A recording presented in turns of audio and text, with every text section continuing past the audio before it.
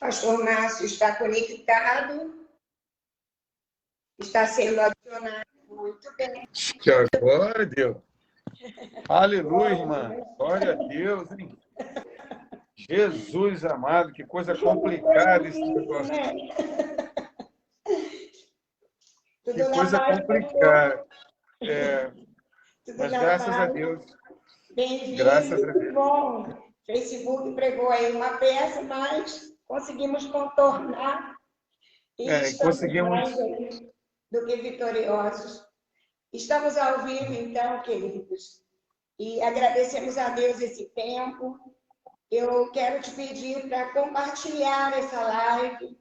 Convide as pessoas que estão aí ao nosso alcance, convide as pessoas, seus amigos. Vamos conversar um pouquinho com o pastor Márcio, já ele vai se apresentar. Nós estaremos falando sobre cura interior e paternidade espiritual. Pastor Márcio tem uma vivência na comunidade e penso eu ser a pessoa ideal para estar compartilhando conosco. A minha mãe está aí te cumprimentando, Márcio. Muito prazer em revê-la. Tá me ouvindo bem? O áudio está bom? A imagem está boa? Para mim, sim. Vejo perfeitamente bem. Acho que Dona a Elza, também. Prazer em revê-la, Dona Elza. Prazer em estar com a senhora novamente, depois de tantos anos. É um grande prazer estar aqui. Queria saber como é que eu faço para compartilhar aqui.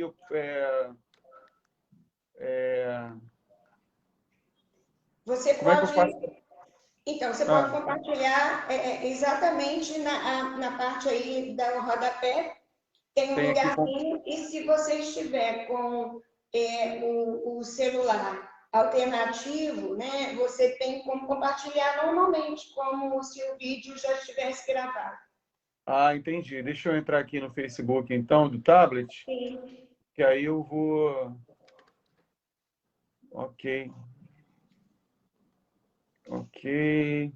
Minha mãe está dizendo que a imagem está boa e está dizendo Amém. que é muito bom te ver. Está aparecendo aqui. Já vou compartilhar.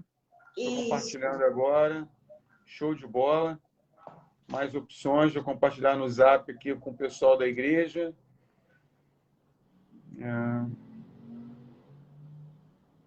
Ok. Não tem opção aqui do Zap, mas tem aqui no celular. Sim. Ok. Muito bem. Sim. Ok. Então, podemos começar? Sim, podemos. Vamos conversando, as pessoas vão sendo acrescentadas, eu vou reiniciar, então. É muito bom estarmos juntos, que o Senhor abençoe esse tema, que nos elucide, nos esclareça, trabalhe em nós sobre esse tema tão relevante, tão importante. Para quem ainda não me conhece, o meu nome é Lucília, eu pertenço aqui, nesse momento, a Cachoeiro de Itapemirim, eu moro em Cachoeiro de Itapemirim, eu sou carioca, e aqui nós trabalhamos não só no Ministério Edificando Lugares Assolados, é um Ministério de Cura Interior e Libertação, mas também no meu trabalho secular como psicólogo. E todos são bem-vindos. Essa iniciativa é uma iniciativa do canal. Esse vídeo estará disponível para todos futuramente no YouTube, no canal Lucília Maria, do Ministério Edificando Lugares Assolados. E agora eu vou pedir ao pastor Márcio que se apresente. Pastor Márcio, a gente presenciou, a gente teve a alegria de presenciar a conversão dele ao cristianismo, acompanhar ali os primeiros passos. Josias não está ao vivo, deve estar trabalhando, foi convidado. O querido nosso, nós trabalhamos juntos no início um pouquinho, e naquele tempo nós nem sabíamos que estávamos trabalhando o discipulado. nem existia para nós essa linguagem. Havia Verdade. só um desejo ardente de servir ao Senhor e de acrescentar vidas no reino, abençoar Verdade. as pessoas no reino de Deus. E o pastor Márcio Somor, tenho como meu filho na fé, com alegria muito grande e orgulho muito grande no Senhor. Se apresente então, pastor Márcio. Bom, meu nome é Márcio Viana, eu já sou pastor faz 30 anos, junto com a minha esposa, Gissimar.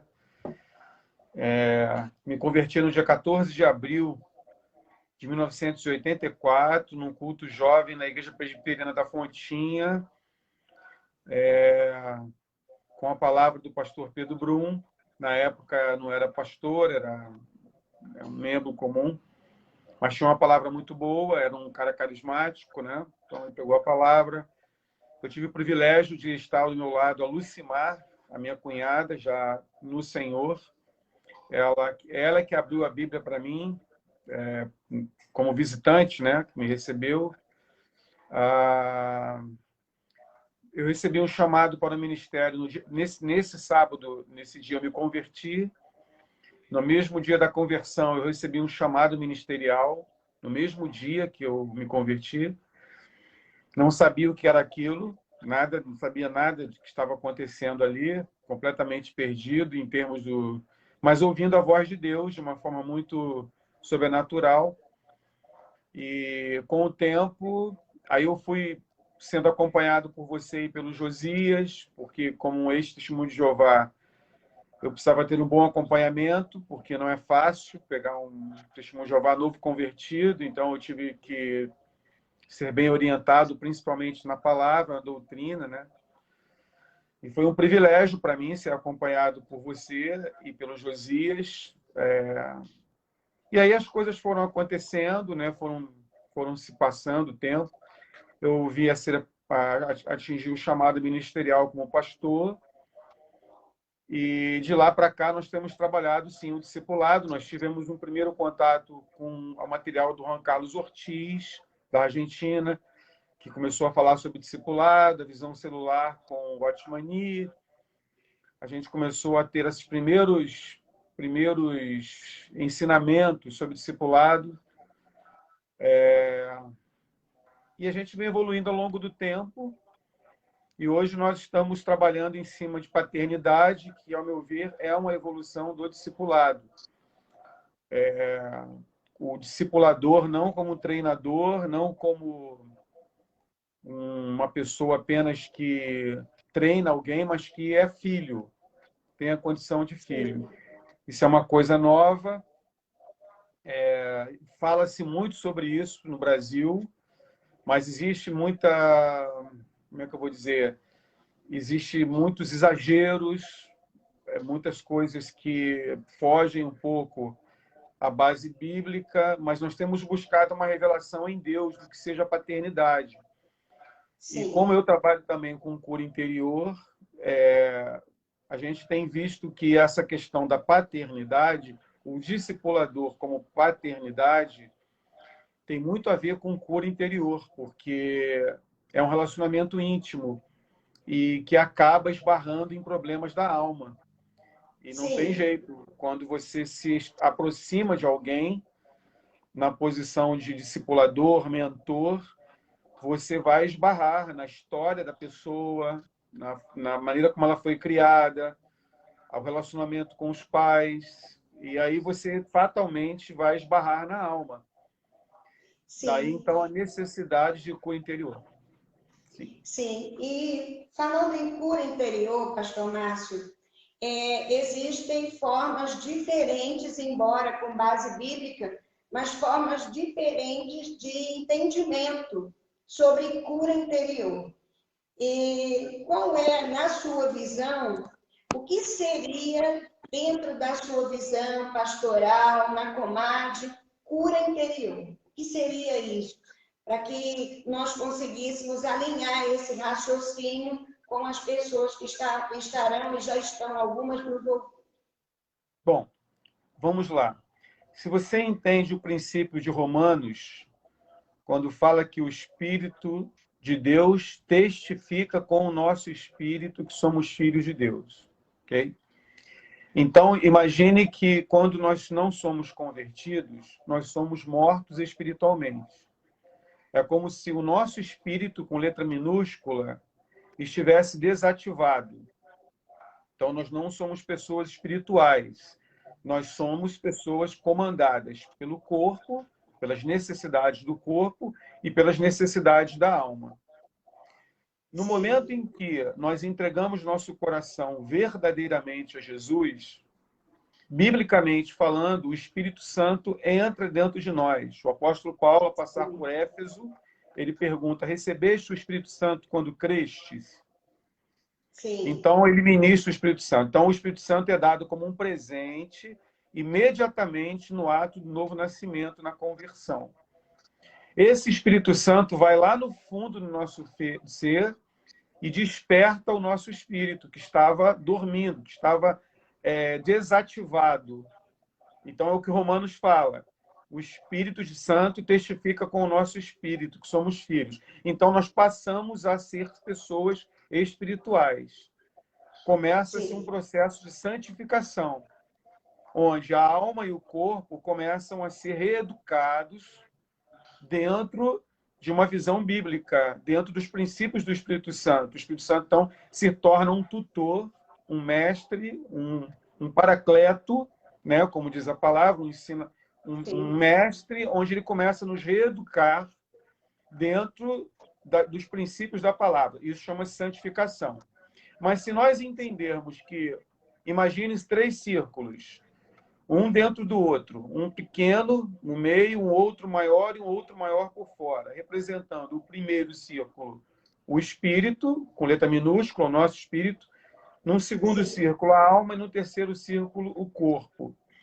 Para que nós venhamos a ser pessoas espirituais, comandadas pelo espírito, tem que romper a barreira da alma e do corpo.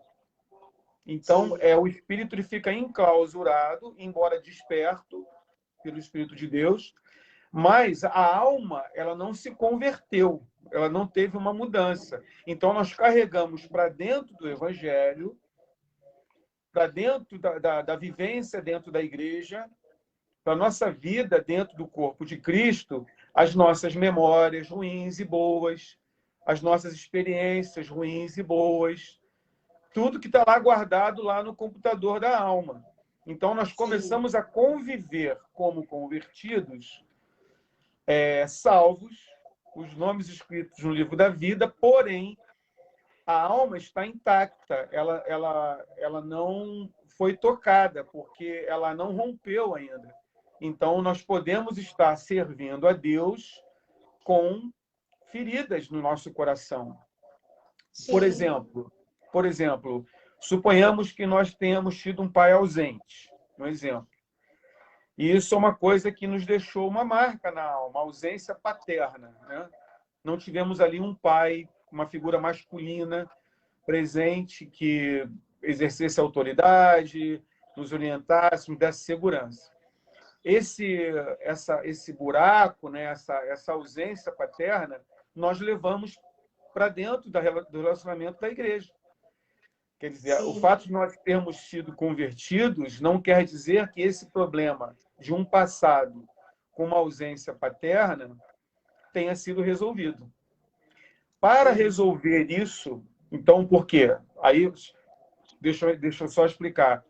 Se nós temos o pai como figura masculina e nós chamamos Deus Pai, não é que Deus tenha sexo, mas ele aponta para uma figura masculina. Então, é como se Deus fosse homem, entre aspas. Nosso inconsciente enxerga Deus como um homem e como um pai. Nesse caso, a ausência do pai biológico ao longo da vida vai refletir numa ausência do pai celestial. Então, nós vamos ter dificuldade de visualizar um Deus presente. Porque nós não tivemos uma referência humana de um pai presente. Então, nós podemos enxergar um Deus distante. Então, quando nós oramos, essa pessoa que teve um pai ausente, ela pode não sentir a presença de Deus, não ter a percepção que Deus está próximo dela, não ter a percepção que Deus está atento à sua oração. Nesse caso, a cura interior, ela entra resolvendo esse problema da ausência paterna, Sim. levando Jesus a essa situação. Então, primeiro vem um reconhecimento de que uma aceitação, uma conscientização, através do relacionamento, a pessoa se conscientiza que teve um pai ausente, e aí ela leva Jesus a essa situação, pede a ajuda de Jesus Cristo para resolver esse problema, e o Senhor Jesus, com todo amor e carinho, ele vai lá nas nossas memórias e opera uma cura, mostrando que o nosso Deus celestial, o nosso Pai celestial, não é o nosso pai biológico.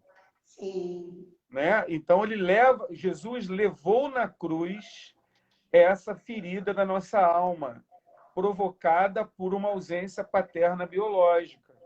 Sim. Porque ele levou sobre si as nossas enfermidades.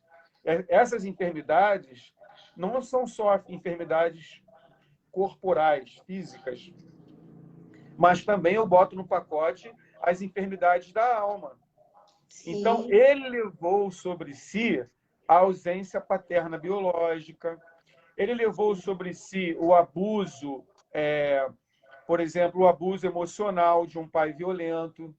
Sim. Ele levou sobre ele um abuso sexual feito por um pai, ou feito por um tio, ou feito por um vizinho. Ele levou sobre si a violência verbal. Só que a pessoa convertida, ela não tem consciência que Jesus fez isso. O que é, então, a cura interior? É somente a conscientização de que aquela pessoa que agora é convertida, ela tem o direito à cura dessas experiências negativas que geraram a ferida nos seus corações. E aí, agora, curadas, o espírito que estava enclausurado por esses sentimentos negativos, ele é liberado. Sim. Então, a pessoa é livre para ser alguém espiritual, de forma saudável, e não servir a Deus com essas nuvens, com esse embaçamento, que quando a gente vai orar a Deus, a gente... Posso dar o meu exemplo, por exemplo? Sim, claro. O meu exemplo, meu pai era um pai autoritário. Eu tive um pai autoritário. Um pai que não era militar, mas parecia militar, né? Ele era radical, me tratava com muita... Eu tinha que andar na linha, muito cobrado, etc. Quando eu me converti, eu transferi para Deus o modus operandi do meu pai. Eu achava que Deus ia me tratar como meu pai me tratava. Então, eu era convertido, nascido de novo, nome escrito no livro da vida, porém, eu achava que Deus era aquele cara que ficava com a pranchetinha na porta da igreja anotando, ó, hoje você pecou assim, hoje você chegou atrasado, ontem você não orou, né? Como meu pai era. E um dia, adorando ao Senhor, eu senti ele distante. Porque quando novo convertido, eu já saía de casa para a igreja chorando. A presença de Deus já me acompanhava. Mas teve um dia que foi diferente. Eu não consegui sentir a presença de Deus, eu estava pesado na adoração. E eu perguntei a Deus, o que está acontecendo? E Deus falou comigo, se você me visualizar ou tentar se relacionar comigo como achando que eu sou igual ao seu pai, não vai dar certo o nosso relacionamento, porque eu não sou seu pai. Sim. Eu falei, mas como é que o senhor é? Aí Deus começou a revelar para mim que ele era misericordioso, que ele era bondoso, que ele era longânimo, que ele não ficava com uma pranchetinha na porta da igreja para enumerar os meus pecados, que ele já sabia de antemão as minhas fraquezas, das minhas necessidades. Então eu comecei a aprender a me relacionar com Deus tendo uma cura interior. O que foi essa cura interior? Eu tive que ter consciência que minha criação foi uma criação não muito saudável e que eu tinha que entender que esses exageros do meu pai, que me causaram feridas no coração, essas feridas foram crucificadas com Cristo. Sim. E aí eu tenho direito à cicatrização dessas feridas, a alma não se torna mais uma barreira e eu começo a ver Deus como Ele é. Então eu Sim. passei a desfrutar do amor, da longanimidade, da bondade, da misericórdia de Deus na minha vida.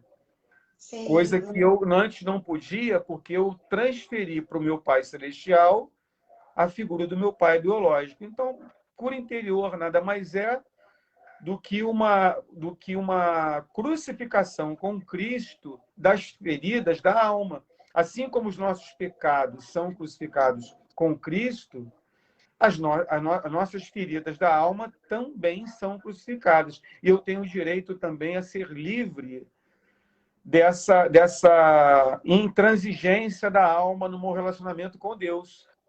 Porque a alma ela é intransigente, ela é egoísta, ela gosta de aparecer, ela gosta de ter a primazia, ela quer tomar a frente. E nessa hora ela pode se tornar uma barreira. Então, tem que haver uma cura disso aí para a gente poder ser livre para ver Deus como Ele realmente é. Ok? Interessante, pastor Márcio, que quando a gente pensa em paternidade do ponto de vista psicológico, eu poderia afirmar que a paternidade ela é um lugar emocional. Por isso, aquela pessoa que foi adotada e que está não mais ferida, ela realmente aceita a família de adoção, por exemplo, Sim. esse vínculo ele é plenamente satisfeito.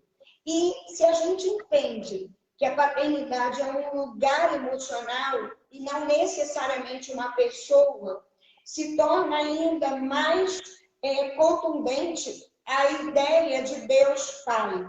Porque mesmo aquelas pessoas que tiveram um pai abusador emocional ou um abusador físico mesmo, tanto em violência, né, doméstica, propriamente dito, como sexual, quando essa pessoa aceita Jesus, ela começa a ser transformada internamente, todas as feridas ligadas ao pai abusador, ao ambiente disfuncional na família, essa pessoa consegue sim identificar e, na verdade, ter revelação de um pai verdadeiro, né? Com amor incondicional, que é o amor de Deus.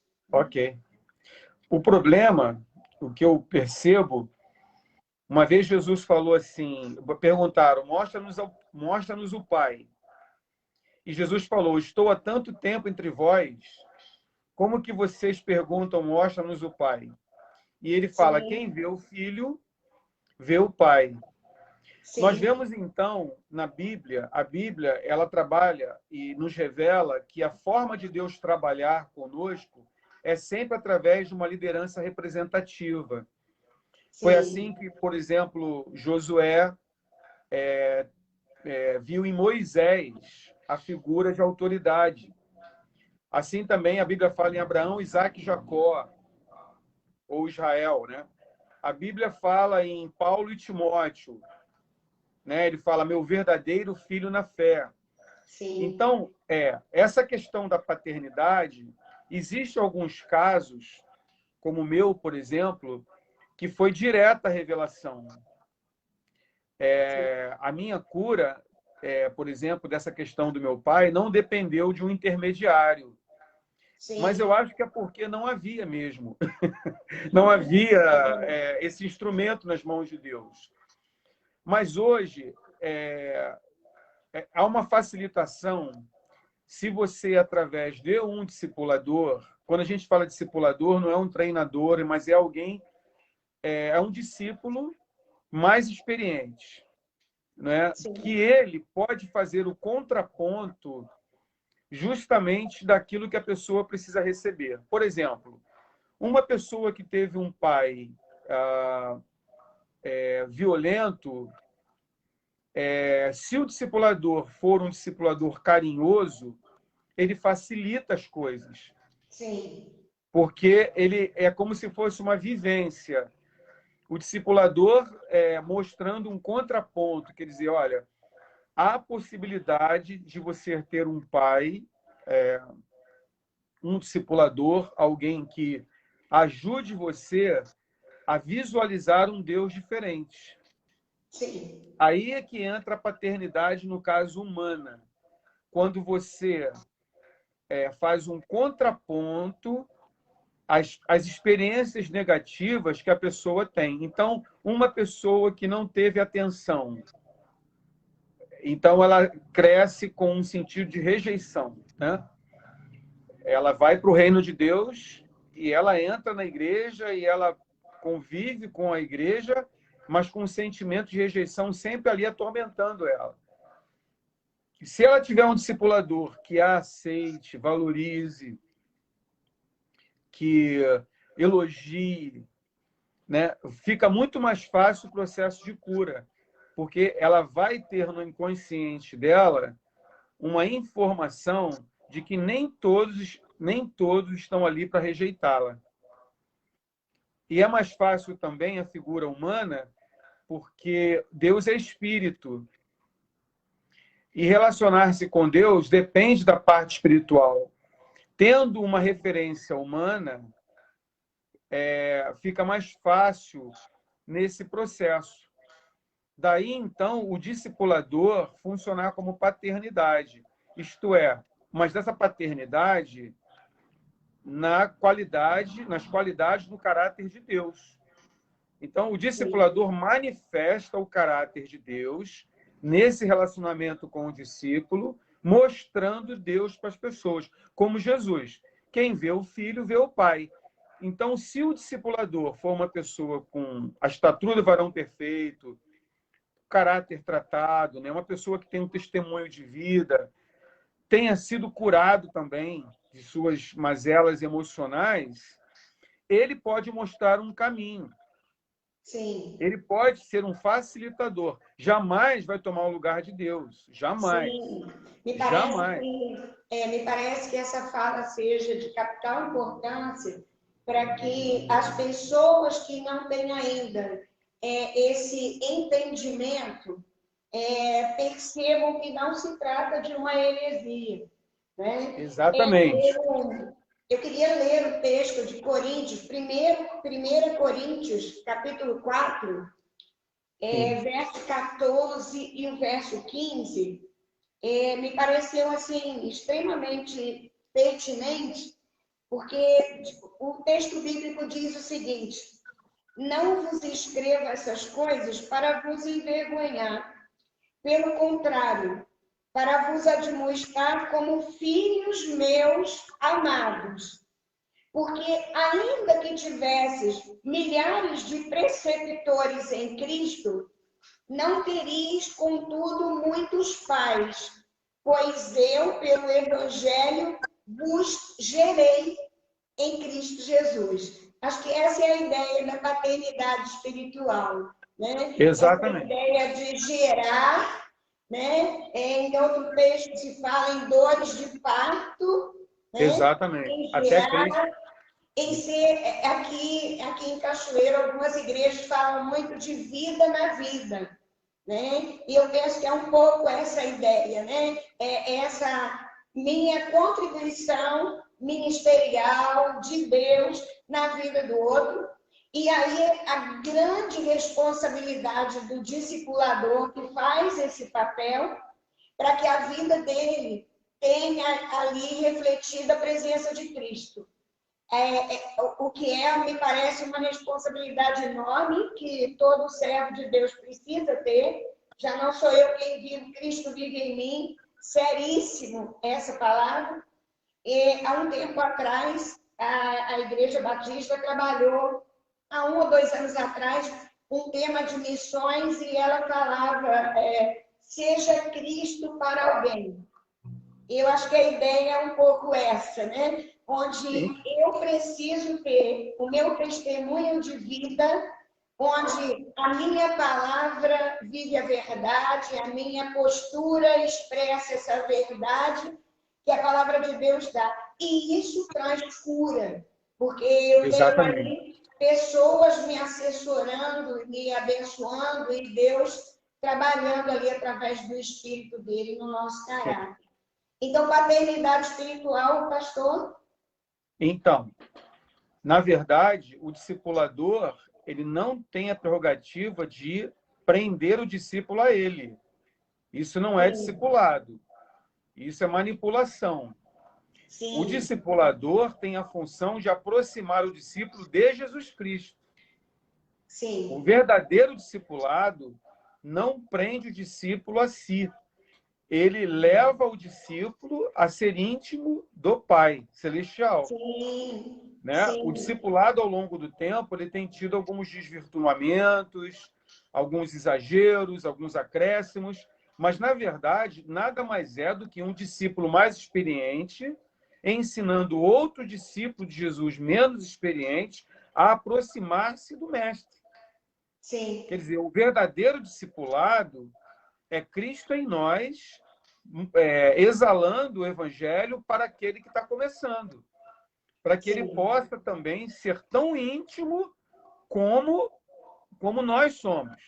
Então, discipulado não é teoria, discipulado não é faz o que eu mando, não faz o que eu faço, discipulado não é olhe, não, discipulado é eu tenho uma experiência com Deus e eu vou te passar a minha experiência. Eu vou te passar como eu cresci, as minhas batalhas, as minhas crises, como eu resolvi os meus pecados, como eu venci as minhas fraquezas, que me levaram hoje a ser mais íntimo de Deus. E aí o ensino não é através de teoria. O ensino é como Jesus fez com os discípulos, os primeiros discípulos, que seguiam João e passaram a seguir Jesus. E Jesus, onde tu moras? Jesus falou, vem ver. Então é caminhar junto. Quer dizer, discipulado é andar junto. E as pessoas vão vendo como é que Jesus resolve aquele problema. Como é que Jesus descarta aquela situação. E agora, o que ele vai fazer? Faltou o pão e o peixe. Como é que a gente faz? E agora? Então, os discípulos vai vendo na prática o discipulador tomando decisões e ele procurando imitar. Por isso, Paulo ficou debaixo de Ananias um determinado tempo, assim que ele teve o encontro com Jesus, e depois ficou debaixo de Barnabé. Barnabé, ele era um homem que discipulou Paulo. Né? Então, tem essa figura da paternidade em Barnabé. E Paulo não foi uma pessoa muito fácil. Sim. Ele foi uma pessoa que ele tinha um temperamento complicado, ele era uma pessoa colérica, tem essa definição, mas o que Barnabé queria ensinar a Paulo é ser filho. E só pode ensinar a ser filho quem é filho. Sim. Então, quer dizer, como é que você vai ensinar alguém a ser filho se você não é filho? Né? Então, o discipulado ele tem essa função de passar para o novo convertido ou para o menos experiente as tuas experiências. Né? As tuas lutas, as tuas batalhas, facilitando para ele, né, a reaproximação ou aproximação com Deus Pai. Eu só queria também falar um pouquinho sobre Filipenses, capítulo 3, versículo 7, que diz assim, mas o que para mim era lucro, o apóstolo Paulo falando novamente, né? O que para mim era lucro para ser considerado como perda por amor de Cristo. Sim, na verdade, tenho também como perda todas as coisas pela excelência do conhecimento de Cristo. Sim. Meu Senhor, pelo qual sofri a perda de todas essas coisas e as considero como refúgio. Ele está se referindo à religião judaica, ele está se referindo à experiência da criação dele, toda a Torá, os princípios judaicos, né? Aquilo do judaísmo, tudo isso como refúgio para que possa ganhar a Cristo e seja achado nele, não tendo como minha justiça que vem da lei, mas a que vem da fé em Cristo, a saber, a justiça que vem de Deus pela fé. E ele continua, que, no meu ver, agora é a chave, né? No versículo 10 do capítulo 3. Para conhecê-lo e o poder da sua ressurreição e a participação dos seus sofrimentos, conformando-me com ele na sua morte. Então, o cristianismo verdadeiro ele não tem nada a ver com dogmas. Ele tem a ver com a intimidade com Jesus. O que o apóstolo Paulo está falando aqui é que ele aprendeu todas as regras judaicas da Torá, aos pés de Gamaliel, que era um mestre de excelência na época. Ele era um judeu na acepção da palavra, um fariseu de excelência, um cara que conhecia tudo sobre a Torá. Só que ele trocou tudo isso para conhecer a pessoa de Cristo. O que hoje nós estamos vivendo no Evangelho, Lucília, é que não está se ensinando nas igrejas a relacionamento pessoal com Cristo. Então, se põe as pessoas numa escola dominical, nada contra, é uma estrutura boa, palavras no púlpito excelentes, tudo isso é válido. Porém, se uma liderança não ensina um cristão novo a conhecer a pessoa do Cristo, a religiosidade vai imperar. E o que acontece no Brasil hoje? Nós temos uma quantidade grande de crentes, de evangélicos, nós temos um número muito grande de pessoas que se dizem evangélicas, mas poucas pessoas que conhecem a pessoa do Cristo. E por isso a falta de uma expressão maior de transformação, porque Jesus transforma. Exato. Precisamos ser sal da terra e luz do mundo, né? Exato, mas testemunha. como operacionalizar isso se não temos essa vivência? Então isso é uma coisa que tem que passar a ser ministrada. Eu acho que nos últimos... A Bíblia, ela fala que a criação geme aguardando a manifestação dos filhos. Uhum. E filho, assim me permite, né? Filho, ele tem uma qualidade de relacionamento com o pai superior a uma ovelha com um pastor. Sim. Né? Então, uma coisa... assim, Jesus falou que ele é o pastor, ele é o bom pastor. Ser ovelha é bíblico, né? Ser conduzido por um pastor é bíblico, mas essa figura de uma ovelha que frequenta o culto aos domingos, vai lá buscar seu alimento espiritual dominical, volta para casa, não dá continuidade a um relacionamento com Deus, quer dizer, a única coisa que liga ela a Deus é a religião, é a denominação, são as estruturas eclesiásticas ligadas aos dogmas daquela determinada denominação, aquilo não é suficiente para gerar uma paternidade divina, porque pai e filho é todo dia. Sim. Então, as pessoas precisam ser ensinadas que culto, por exemplo, de domingo, que são 1-2 horas de trabalho eclesiástico, é insuficiente para gerar um relacionamento com Deus, embora seja suficiente para gerar um relacionamento com a denominação, com os dogmas de uma igreja. Sim. Mas jamais vai ser suficiente, porque o relacionamento com Deus é diário. Eu durmo filho de Deus, eu acordo filho de Deus, eu vou para o trabalho como filho de Deus, eu almoço e janto como filho de Deus, Deus presente.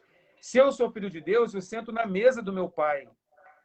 Sim. Meu pai está ali comigo na mesa, é comunhão, é relacionamento diário com Deus. Isso é que precisa acontecer no Evangelho hoje para que nós sejamos uma igreja luz e sal. Porque essas coisas são consequência de um relacionamento com Deus. Né? Então, nós temos que ensinar as pessoas a relacionar-se com o Pai. Mas para você ensinar alguém a relacionar com o Pai, você tem que ter isso primeiro. Porque no Evangelho não funciona a teoria. No Evangelho é prática. Né? Então, é aquele negócio. Quem anda com você vai ser igual a você. Se você é religioso, você vai formar religiosos. Mas se você é filho, você vai formar filhos. Então, é diferente. O pastor da igreja, estou falando muito já, né? O pastor da igreja, a figura de uma igreja pastoral, se criou aquela imagem do pastor, nada contra, por favor, não estou fazendo uma crítica, estou fazendo uma observação, né? A figura do pastor que coloca aquela roupa bonita, um terno, vai para cima do púlpito, tem uma eloquência, um discurso bonito, ele se torna um super-herói. Ele se torna quase um mito. Coisa que, quando se fala em paternidade, não funciona. Porque quem anda com o pai todo dia sabe dos defeitos do pai, sabe dos pecados do pai, sabe das limitações, das fraquezas, né? Então, a pessoa não se identifica, porque fica o clero e o lacaio. O clero, que são os pastores, que sabem tudo, conhecem a Deus, conhecem tudo, e nós aqui, meros lacaios, que ficamos dizendo amém a tudo que é falado, porque nós temos um relacionamento ovelha-pastor.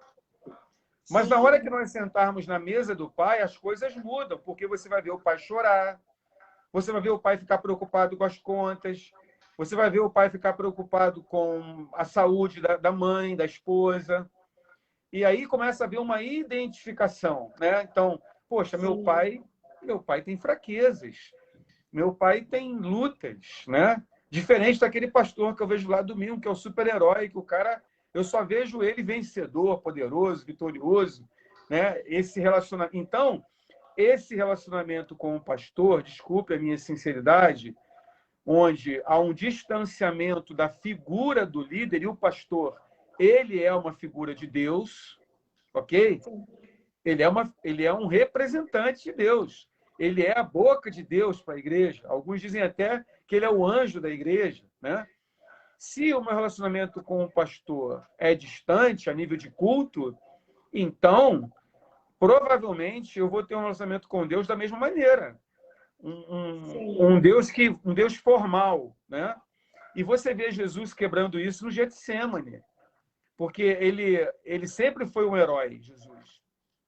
Ele sempre foi o cara que ressuscitou Lázaro, que multiplicou os pães e os peixes, que libertou o endemoniado de Gadara, que transformou a mulher samaritana, que converteu Zaqueu, curou um montão de cegos. Poxa, ele era o cara. Só que chega no Getsemane, ele começa a demonstrar a humanidade dele. Ele fala, vocês nem uma hora puderam orar comigo? Desesperados, suando gotas de sangue. Aqueles discípulos não estavam acostumados com esse Jesus. Sim. Então, a paternidade, ela cria essa identificação. O meu líder, o meu mentor, a pessoa que me orienta, ela era um ser humano como eu.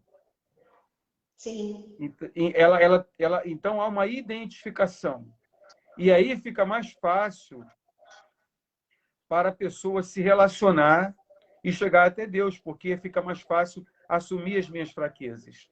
Porque se o meu pai, ele fala, o espírito está pronto, mas a carne é fraca, foi o que Jesus falou, e isso foi um anti-heróico, né? Isso foi contra-heroísmo, isso. Ele desmitificou. Quando Jesus fala, o espírito está pronto, mas a carne é fraca, ele jogou no chão o mito do Cristo. Aquele cara que não falha, né? Ele estava ali desesperado, suando gotas de sangue, pedindo pelo amor de Deus, por Deus passar dele aquele cálice. E os discípulos, caramba, ele é igual a nós. Ele é carne como a gente. Ele também, por isso ele é nosso sumo sacerdote hoje. Eu já estou falando muito. Quando nós nos apresentamos diante do Senhor, apresentando nossos pecados, e o diabo vem nos acusar, ele se interpõe. Por isso ele é o nosso intercessor, o nosso mediador. Ele fala para o Deus Pai, eu também já fui carne. Eu sei o que eles estão passando. Eu sei a luta que ele está passando. Então, nós nos identificamos com o Cristo. O discipulador paterno, ele tem essa função. Eu não sou maior do que você, eu não sou superior a você, eu não sou mais importante que você, eu apenas tenho um pouco mais de experiência. Sim. É isso. Eu, quando comecei a ter contato com o material de discipulado, meu primeiro contato foi com a escola de discípulos, lá no projeto Verdadeiros Adoradores, em Belo Horizonte, Pastor Sóstenes.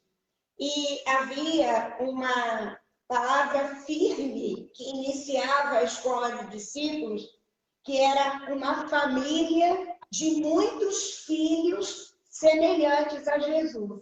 Então, a ideia é essa mesmo. de um discípulo mais velho que vai apontar Jesus para esse discípulo que está nos primeiros passos, que está aprendendo. E nessa caminhada, a vida de Deus, na verdade, é gerada, até porque acaba abençoando o próprio discipulador, né? Que precisa passar a limpo a vida dele em todo tempo. Né? Uma coisa é um pastor subir no púlpito e pregar sobre adultério, por exemplo. Sim. Ele vai falar sobre todos os princípios que regem a santidade de um casal, no que se refere ao comportamento diante dos perigos do adultério. Sim. Outra coisa é você ter um discipulador que está aconselhando um discípulo que está vindo para a igreja nessa situação e ele ter passado por isso e ter vencido. Sim. Olha a preciosidade que é um adúltero que está chegando para a igreja ser discipulado por alguém que passou por esse problema, experimentou o perdão de Deus e venceu. E hoje tem um casamento saudável. Isso Sim. não tem preço. Sim. Porque há uma identificação. Por exemplo, diferente quando um cara vai fazer um gabinete e o pastor vai pegar os princípios bíblicos sobre santidade. Ok. E também é válido. Mas é diferente, por exemplo, de uma paternidade espiritual que diz, cara, eu passei pelo que você está passando. E venci, né? Venci.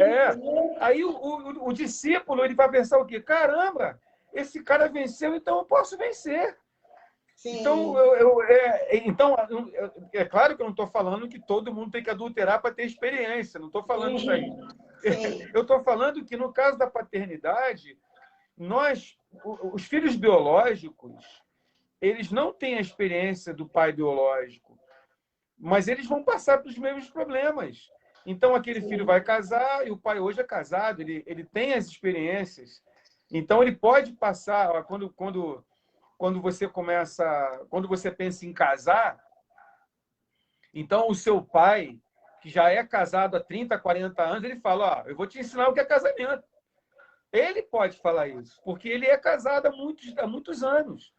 Sim. Então, essas coisas... Então, a paternidade, ele desmistifica esse relacionamento com um Deus Espírito. Ele facilita, o discipulador é um facilitador desse caminho que o discípulo novo tem para um relacionamento pessoal com Cristo. E quanto mais eficiente é o discipulador paterno, menos importante ele vai ficando ao longo do tempo. Sim, até porque ele apresenta Cristo. Eu queria resgatar um pouco a sua fala, quando você sinaliza aí da experiência de um discipulador que já passou por uma situação de adultério e você sinaliza, não precisa passar por isso para que tenha esse testemunho. Mas o discipulador que não teve esse testemunho e está com um discipulando que tem aí uma história nesse sentido, ele tem a opção de apresentar uma família na presença de Deus.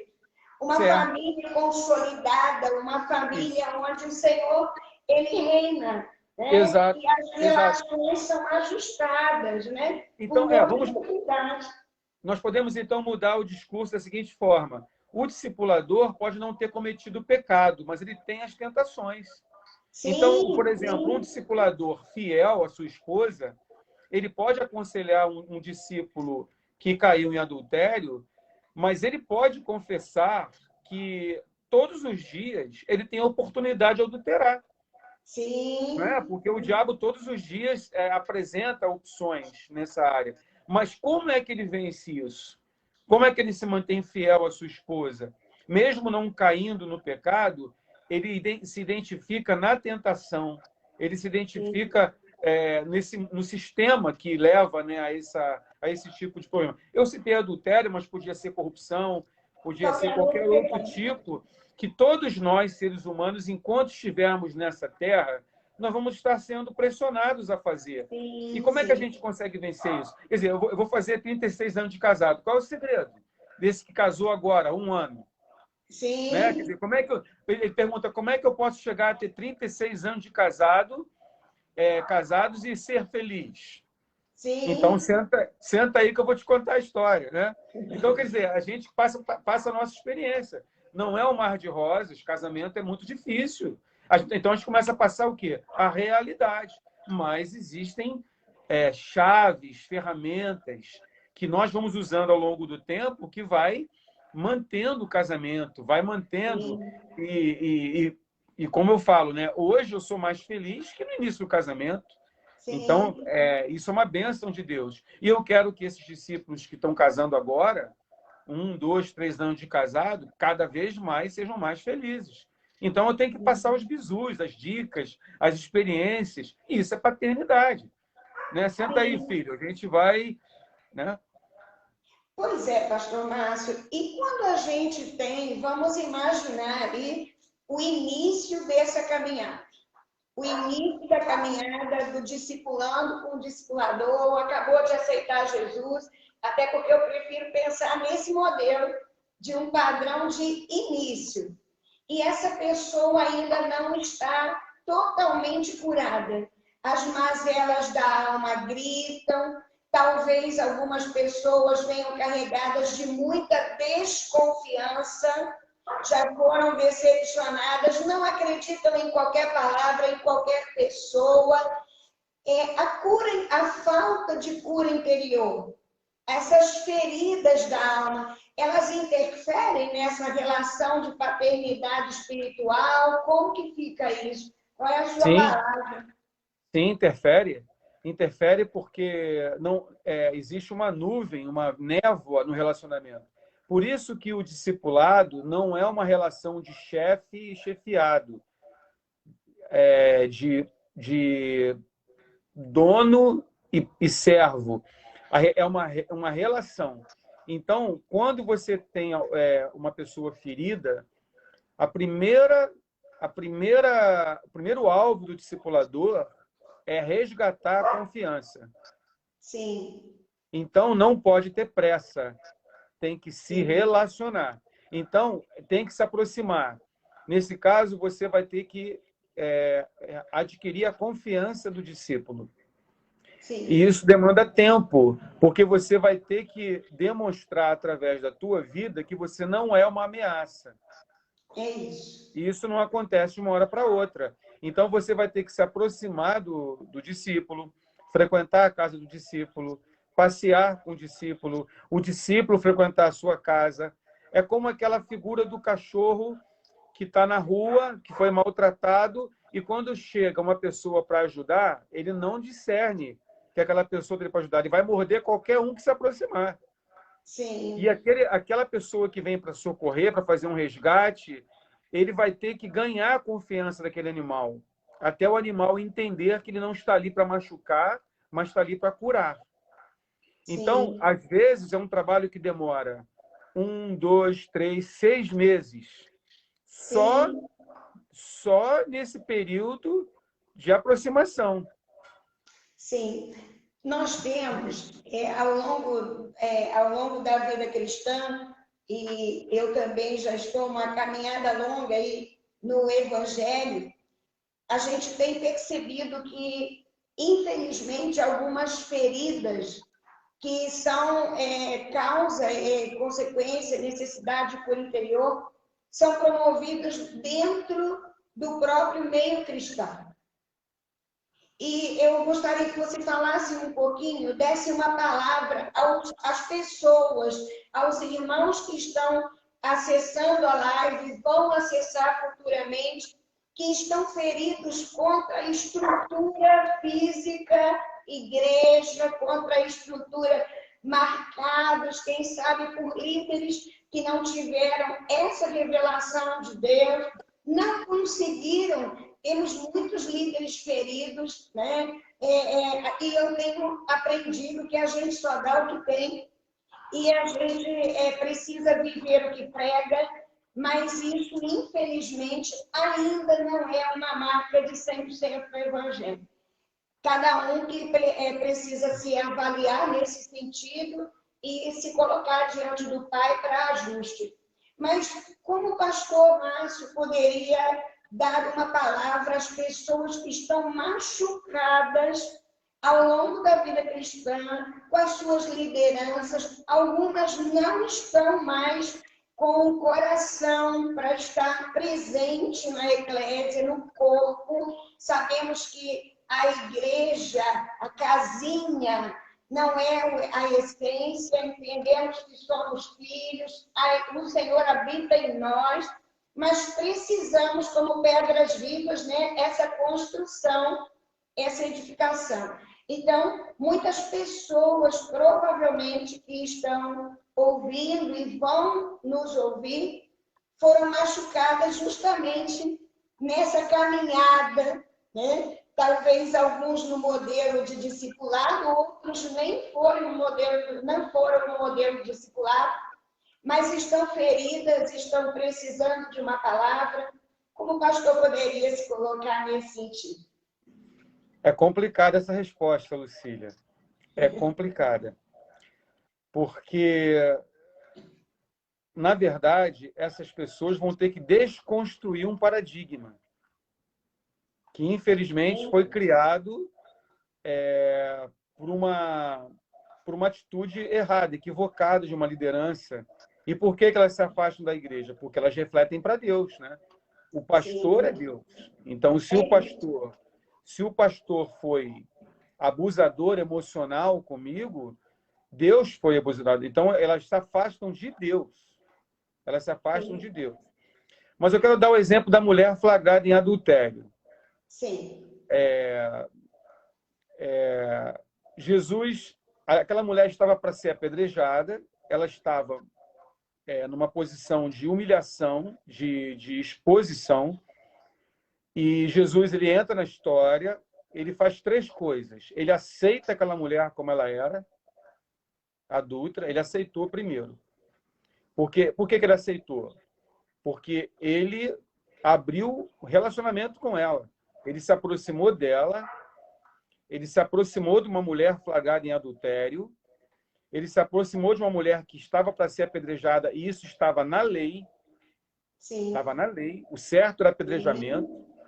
Ele se aproxima e ele aceita a mulher como ela estava.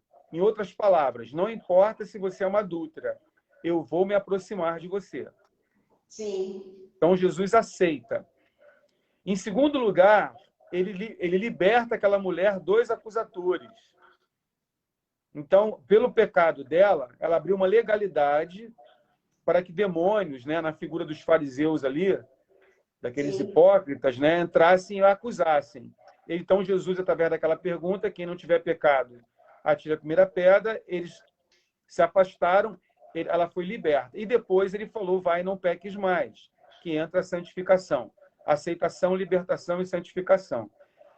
O que eu posso falar para essas pessoas que estão feridas? Primeiro, elas precisam ter a consciência de que quem fez as feridas nelas nada tem a ver com Deus. Nosso Deus não é um Deus feridor. Aleluia. Nosso Deus jamais toca na nossa autoestima. Jamais. Porque senão não seria pai.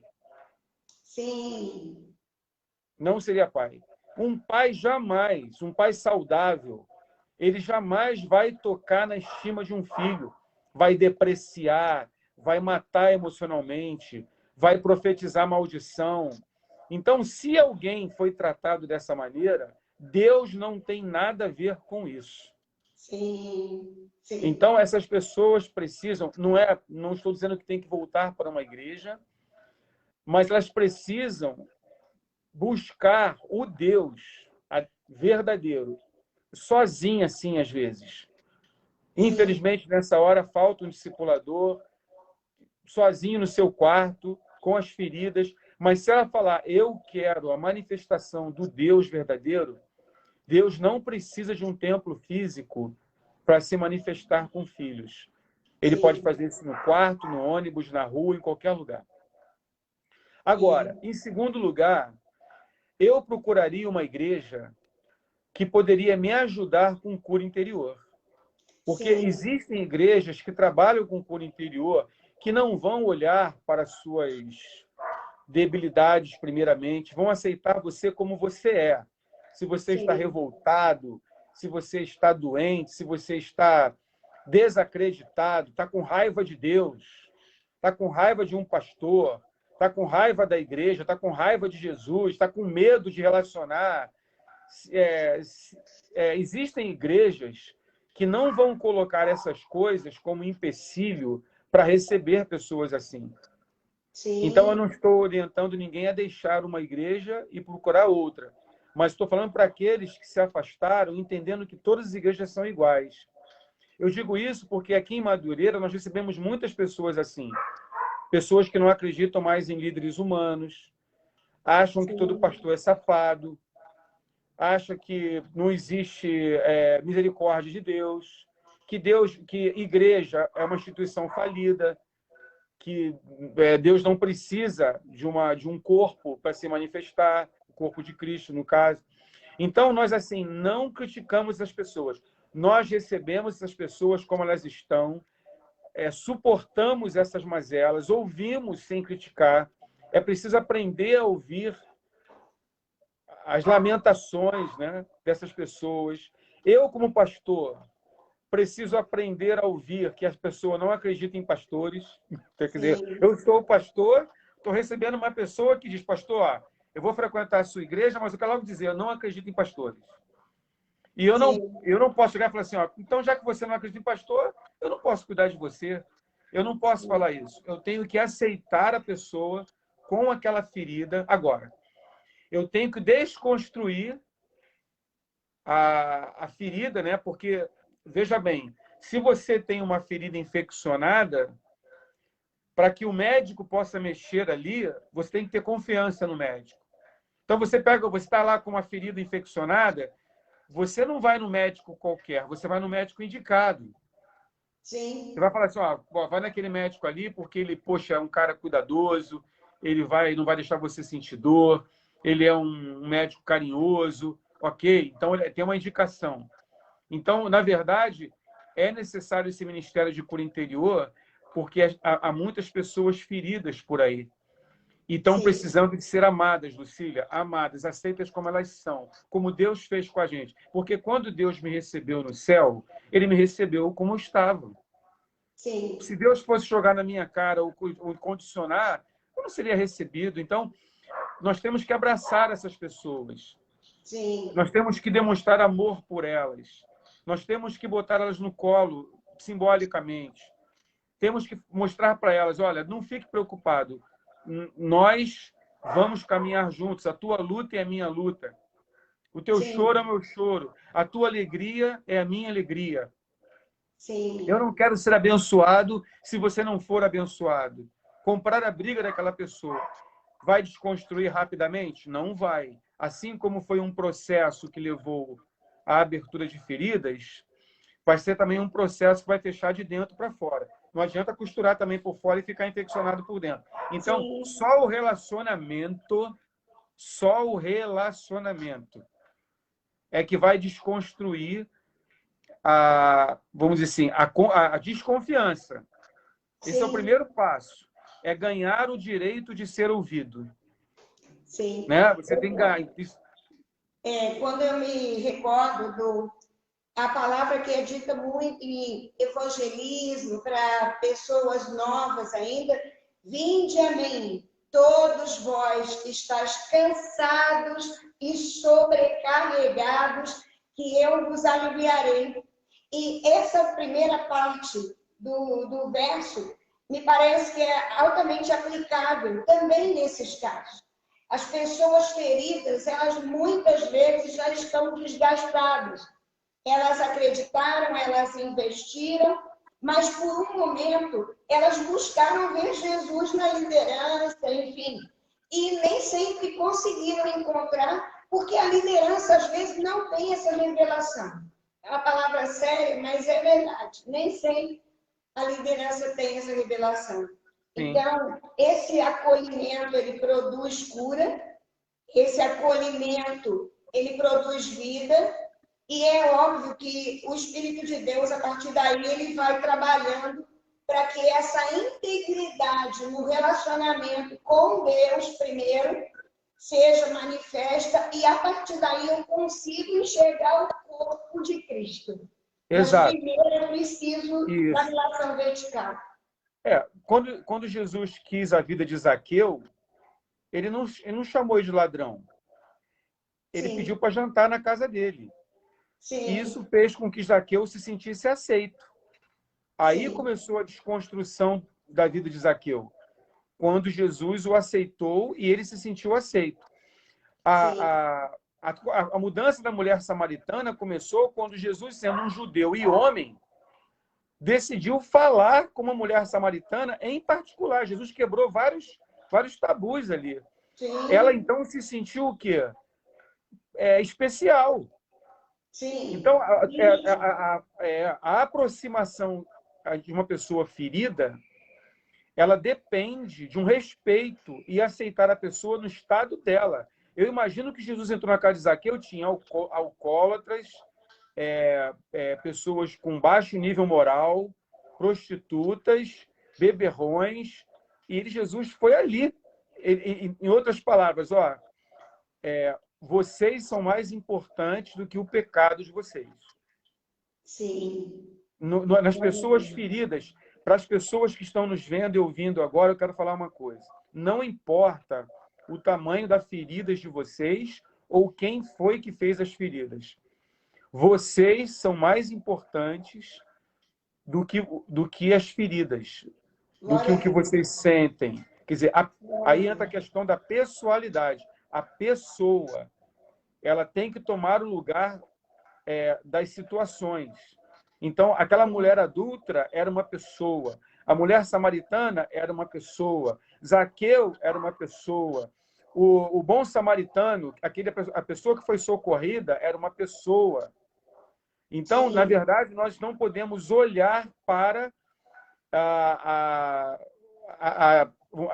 o perigo de nós sermos mordidos. Sim. Alguém tem que se aproximar. Sim. Talvez as pessoas queiram nos morder, nos magoar, nos ferir, falando: eu não acredito em pastor, não acredito em mais nada, não adianta você querer se aproximar, eu não confio mais em ninguém. Mas a gente não pode olhar para isso. Sim. Nós temos que olhar que ali tem uma pessoa ferida, que não está no seu juízo próprio, ela está contaminada por emoções tóxicas, ela teve péssimos testemunhos de pessoas que elas confiaram. Então, a gente tem que entender que estamos nos aproximando de pessoas machucadas e nós temos que ter tato, amor, carinho, provando ao longo do tempo, que elas não precisam se armar contra nós. Sim. A partir daí...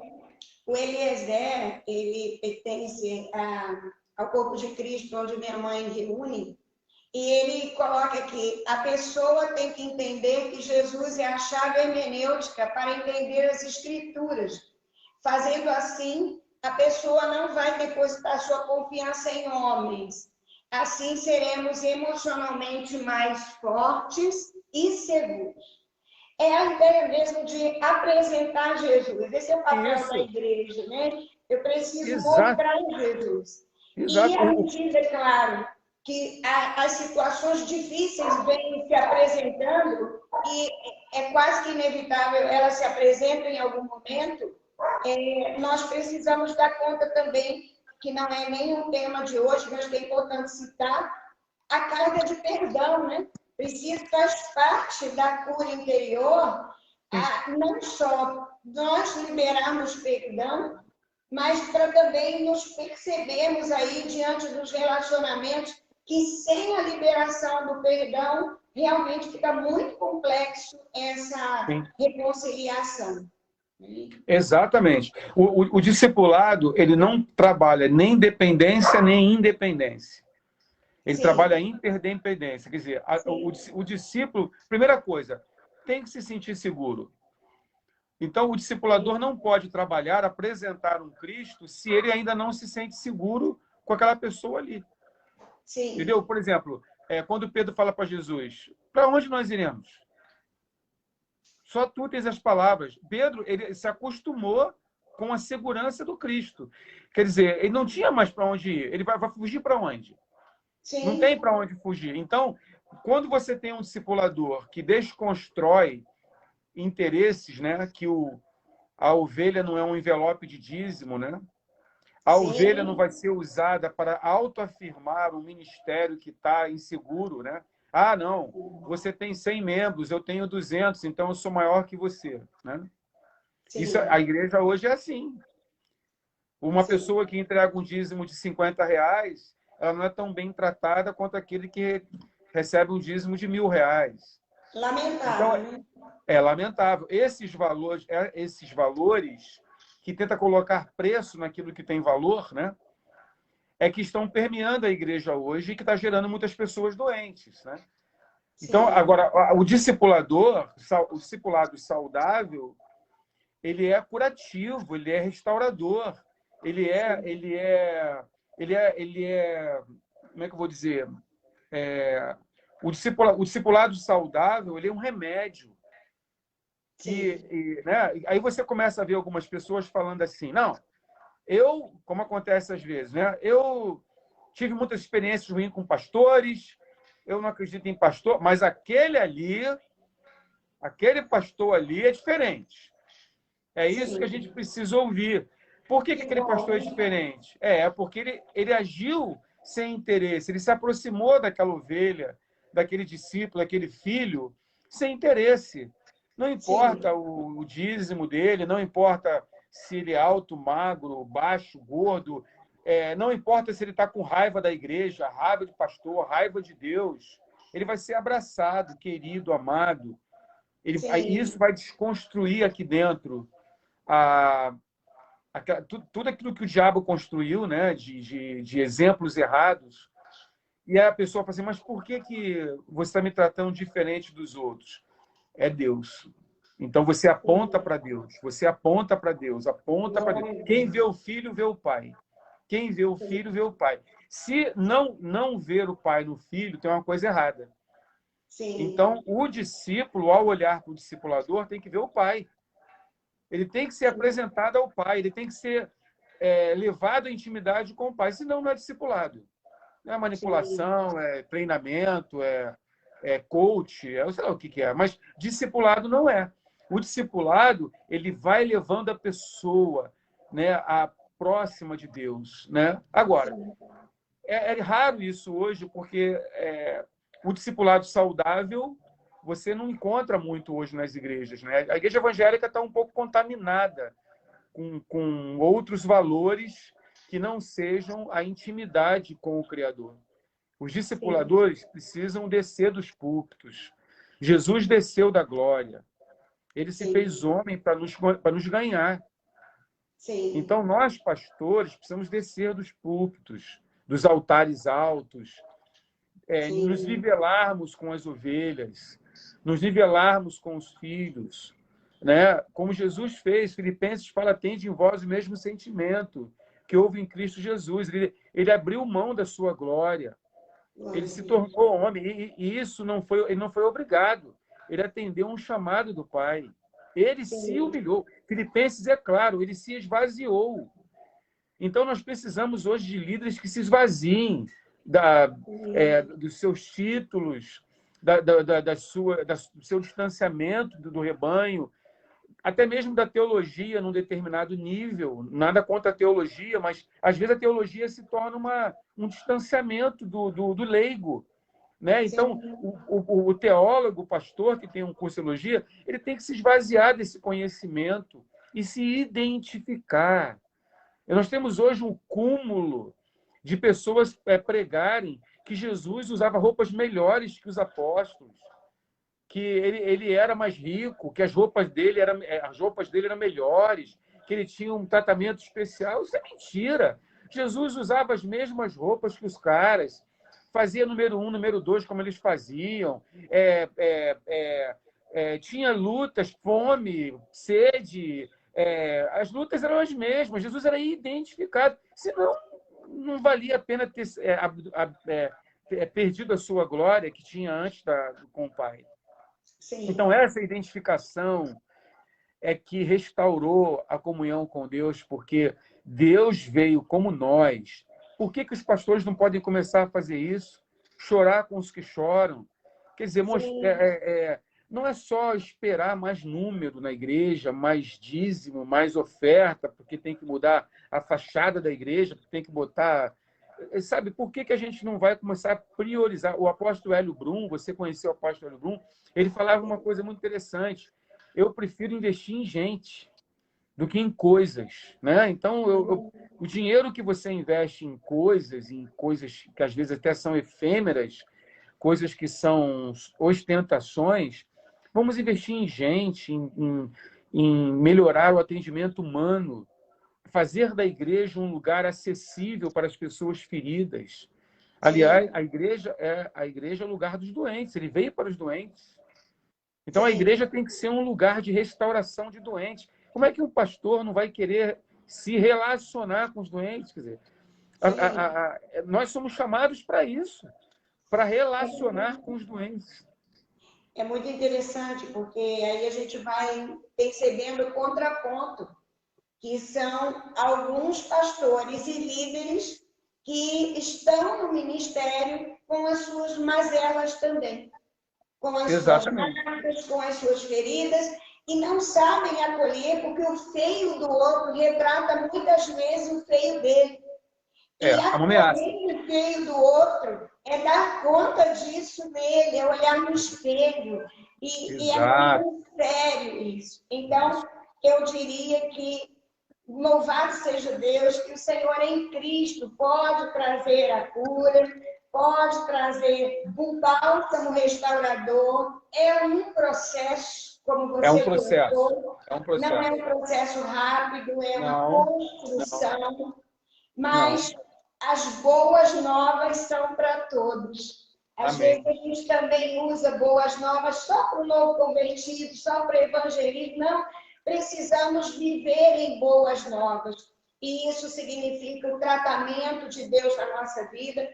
Eu penso que muitas pessoas têm a permissão de Deus de viverem algumas coisas justamente para amadurecimento, para crescimento e para serem muito mais usados no reino.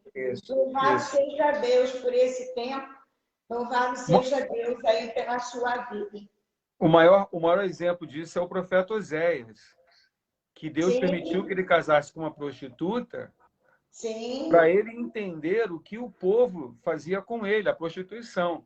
Né? Quer dizer, é uma situação complicada. De qualquer maneira, a gente vê o trabalho de Deus na vida de homens, permitindo situações como Davi, que foi perseguido por Saul, o rei já ungido e ordenado, né? Ele chamado e ungido, passou anos e anos fugindo de Saul, aprendendo a dependência dele, né?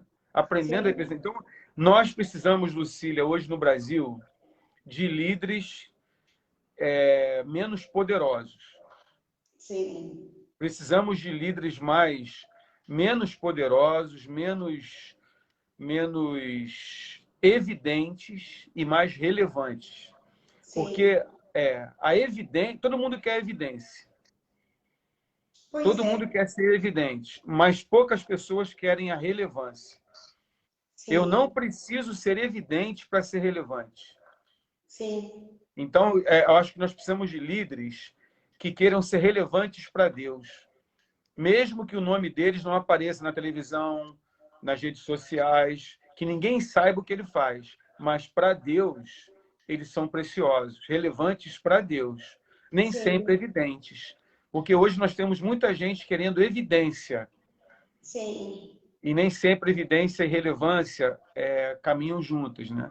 Ao contrário, eu acho que existem muitos líderes hoje que estão chorando no altar, chorando por vidas, profetas, pastores que estão gemendo nesse momento, estão abraçando um ferido de alma, chorando junto com ele, e que nós nunca saberemos o nome. Sim. Não são evidentes. A Marluce Feld Matos, ela é uma querida que mora relativamente próxima a Cachoeiro, ela mora numa outra cidade aqui próxima, e ela coloca: tem que haver mais líderes parecidos com Jesus. Que é muito o que a gente está falando, né? Nós precisamos apresentar Jesus, precisamos dar conta disso. Isso. Louvado seja Deus por esse tempo, Márcio. Amém, amém. A Infelizmente está acabando. a gente tem aí 1 hora e um pouquinho, a gente combinou É. 1 hora, mas assim, nada impede de você discorrer mais, está sendo tão bom te ouvir. Penso que as pessoas estão crescendo, pensando sobre esse tema, e quem sabe, eu espero em Deus, que a revelação do Pai venha sobre nós, sobre o povo que vai estar acessando essa live, que haja um incômodo da parte do Pai, que realmente as pessoas consigam ver Jesus, que elas Amém. consigam entender que o Senhor ele é poderoso para fazer muito mais, como diz a palavra, do que pedimos, do que pensamos, do que achamos. Ele é poderoso para fazer muito mais. Trabalhar as nossas mazelas, trabalhar as nossas feridas. E eu diria que cura interior e libertação é todo dia.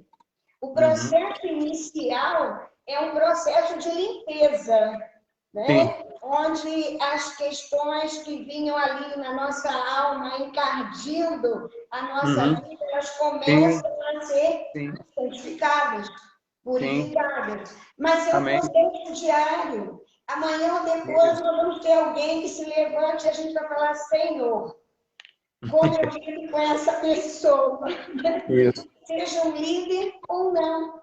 Então, líderes e liderados, discipulandos e discipulados, filhos mais experientes e filhos mais novos. Isso, exatamente. A cura da parte de Deus para todos nós. Louvado seja o nome do Senhor. Eu queria que você fizesse, Márcio, se você quiser colocar mais alguma coisa, se não, as suas considerações aí finais. Vamos terminar assim, bem bonitinha a live. Bom, primeiro eu quero mandar um abraço para todos que assistiram a live. Eu autorizo a Lucília a dar meu contato, tanto de Zap, quanto de Facebook, quanto de Instagram, para qualquer pessoa que queira entrar em contato para saber um pouco mais, discorrer mais sobre esse assunto. Eu terei o maior prazer em estar conversando, esclarecendo dúvidas ou passando aquilo que Deus tem feito no meu ministério. Quero mandar um abraço à Gessimar, né? A Gessimar que está me assistindo, a minha esposa. Ela está na casa da minha filha, Débora, nesse momento. Minha filha está grávida, você é avô, né? Você é avô. Nós estamos muito felizes com isso, né? E é uma grande alegria, ok? Mandar um abraço a todos e é o que a palavra de Deus diz. Cristo em nós, Cristo em vós é a esperança da glória. Então, se há alguma esperança para o mundo, é quando o mundo vê em nós o Cristo. Está na hora de acabar com a religião. A religião não consegue mudar mais nada. Dogmas não mudam nada. O que precisa, que o mundo quer ver, é o DNA de Cristo em nós. Por isso, a criação aguarda a manifestação dos filhos. Aqueles que têm o DNA e, portanto, a imagem e semelhança de Jesus Cristo. Glória a Deus. Eu gostaria que você dissesse o endereço da igreja, da Comad, enfim, para que as pessoas do Rio que quisessem acessar, conhecer o trabalho que vocês têm feito. Amém. Nós somos da Comunidade Cristã Apostólica em Madureira, Comad, mais conhecida como Comad por todo mundo. Nós estamos na Rua Oliva Maia, 127, lote 3, ali perto do Mercadão, né? Se você quiser conhecer as nossas pregações, palavras, lives, é só acessar no YouTube Comad ao Vivo, C-O-M-A-D de dado mudo, Comad ao Vivo, que você vai achar ali todo o nosso material, pregações, palavras, estudos, estão todos ali, né? Domingo agora, nós teremos o nosso culto a partir de 8h45 da manhã, transmitido ao vivo. Se vocês quiserem assistir a reunião ao vivo, é só acessar Comad ao vivo e você vai, então, poder participar dos nossos cultos. Em relação a Zap e Facebook, a Lucília pode compartilhar, né?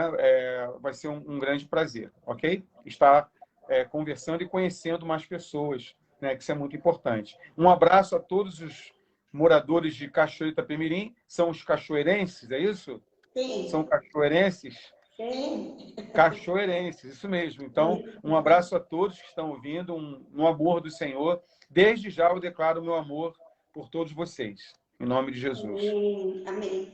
Eu quero agradecer, primeiro a Deus, essa oportunidade.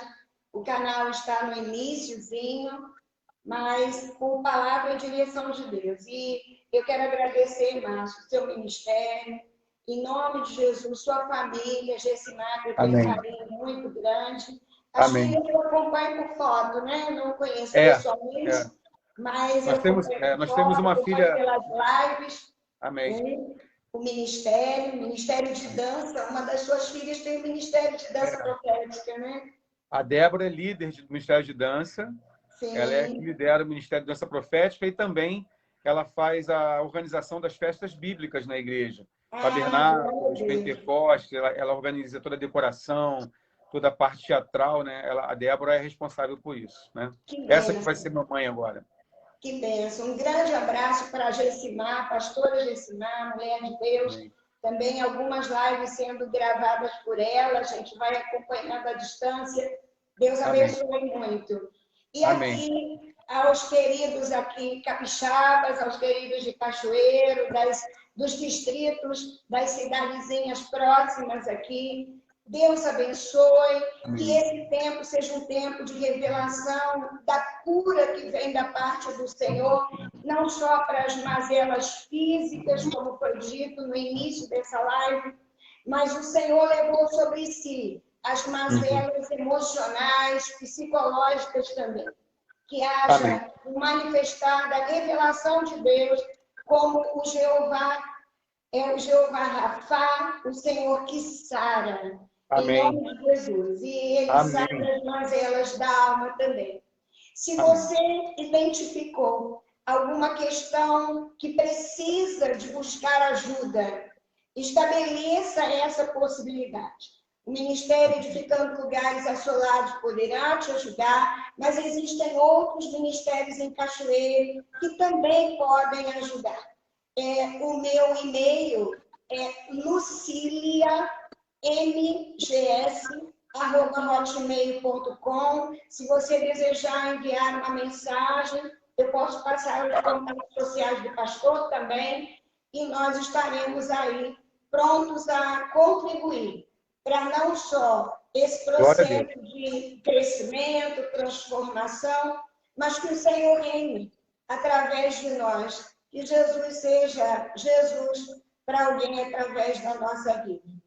Deus abençoe. Obrigada, pastor Márcio. Obrigada a todos vocês que estiveram conosco, alguns desde o início, outros estarão logo depois. Um grande abraço. Deus abençoe a todos. Amém. Deus abençoe. Amo vocês. Tchau.